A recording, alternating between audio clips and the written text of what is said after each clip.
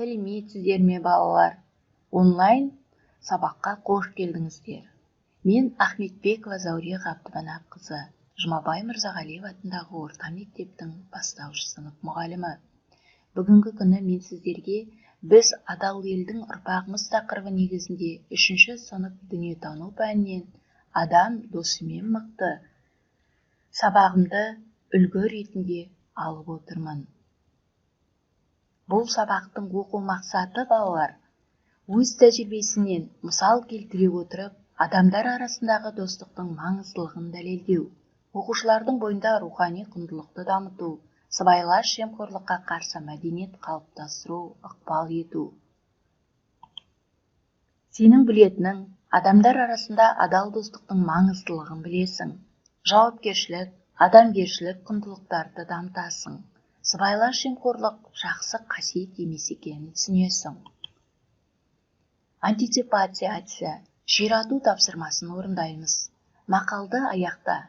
Досы көпті жау алмайды. Досы жоқ адам, дозы жоқ тағам. Досыңды сатпа, аққуды атпа. Жарайсыздар балалар. Сіздер де осындай қылып орындады деп ойлаймын. Осы мақал мәтелдерді ортақ мағына тақырып қандай деп ойлайсыздар? Әрине, дос туралы айтылған өте жақсы балалар. Олай болса сіздер балалар, жаңбыр тақтасы арқылы мына сауалдарға жауап беріңіздер. Достық сөзін қалай түсінесің? Достың түрлерін ата. Достар дегеніміз кімдер? Дос қандай болу керек? Яғни осы сауалдар арқылы жауап берсеңіздер, дескриптормен бағаланасыздар. Сұрақтарға жауап береді, достық түрлерін атайды, дос түрлерін ажырата алады. 3 ұпаймен бағаланасыздар. Олай болса, балалардың жауабын таныстырайын. Дос сөзін қалай түсінесің? Дос дегеніміз адамгершілігі мол адам жан түсінетін жан деп ойлаймын дейді Мадина. Жарайсың, Мадина, өте жақсы. Жайлы, дос деген сен сеніп сырыңды айта алатын сырласың деп ойлаймын дейді. Өте жақсы. Ал Жанайым болса, дос кез келген уақытта көмектесе алатын адам деген. Жарайсың. Ильяс, дос сенің жақын сырласың, бірге ойнап, сабақты бірге оқитын жан, саған көмектесетін досың деп өз пікірін білдірген екен. Рахмет балалар.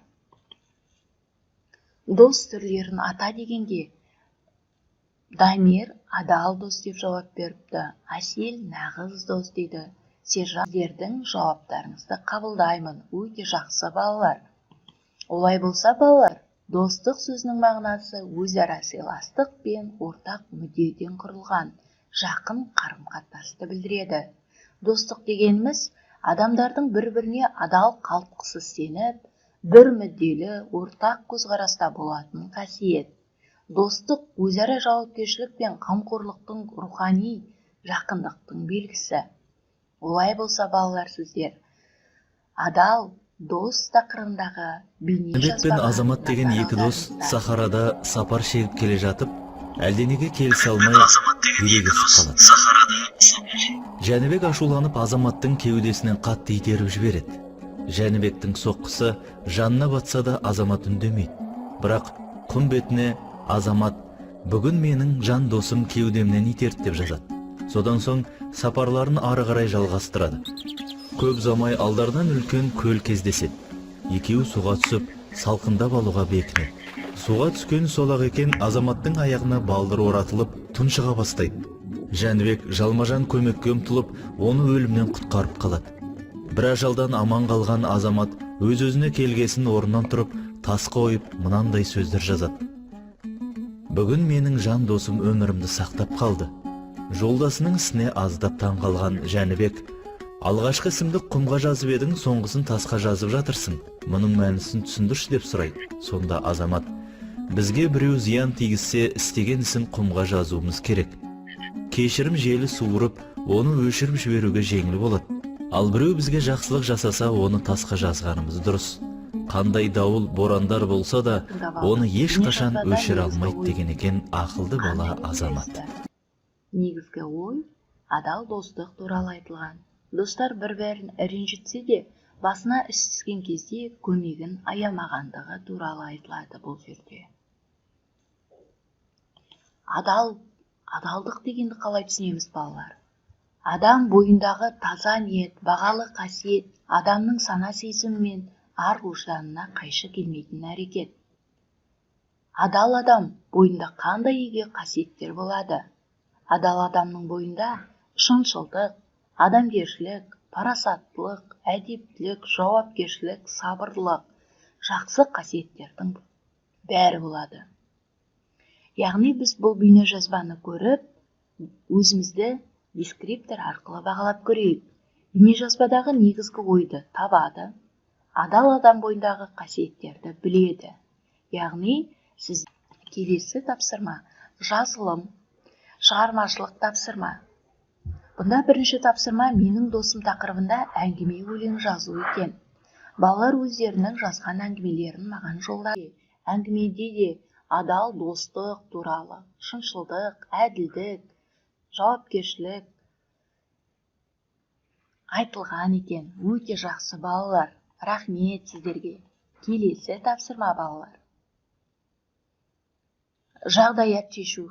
Досың сенің үйіне қонаққа келді. Досыңа сенің ағаң сыйлаған әдемі сувенир ұнады. Қайта-қайта сувенирді қызықтаумен болды. Сенің өз әрекетің, сен досыңа сувенирді қымбатқа сатып, ақшалағың келді. Сенің осы іс-әрекетің дұрыс па? Әрине, бұл іс-әрекетің сенің дұрыс емес. Ол біріншіден ағаңның саған берген сыйлығы. Екіншіден, адал адам, әділ, шыншыл адам өз досына көп қаражатқа жаңағы сувенирді сатпайды, солай ма? Бағалы нәрсені сатпайды екен. Сонда балалар, парақорлық сөзінің мағынасын қалай түсінесіңдер? Пара, қомақты ақша беріп, яғни сатып алу. Міне балалар, кішкентай нәрсені сатып ақша қылғысы келді.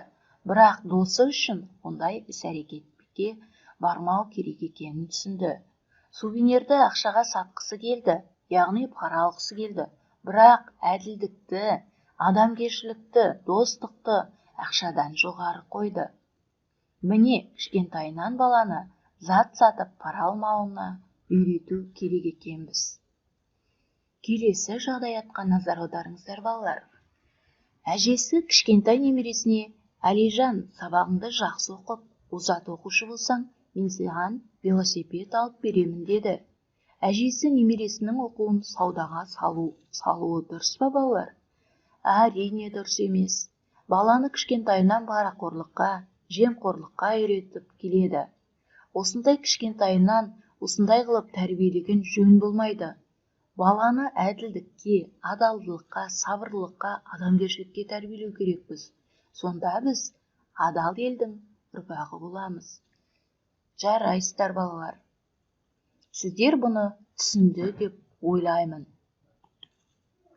Енді балалар, парақорлықты қалай түсінеміз? Мадина өзінің бейнежазбасын ұсынған екен. Қане тыңдап көрейік.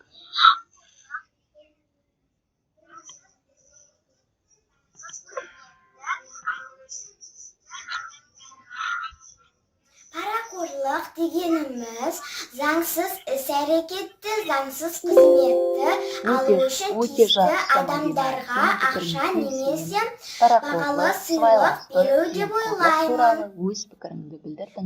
Рахмет саған. Кері байланыс. Кезбе тілші әдісі. Сұрақтар. Достықтың сөздерінің мағынасын қалай түсінесің? Адамдар атадан балаға жеткен халқымыздың тәлім-тәрбиелік мол мұрасы адалдықты, адамгершілікті, қайырымдылықты, мейірімділікті дәріптейді. Ал бұл тәрбие отбасынан басталады, мектеппен жалғасуда. Рухани адамгершілік тәрбие осылай бірлесіп берілген кезде нәтижелі болмақ. Тәуелсіз еліміздің өз мүддесінен халық мүддесін артық қоятын, адал да саналы, отансүйгіш азаматтарсыңдар. Еліміздің өркендетіп, жерімізді көркейтетін адал елдің ұрпағы болыңдар. Сабақ аяқталды. Зейін қойып тыңдағандарыңызға рахмет.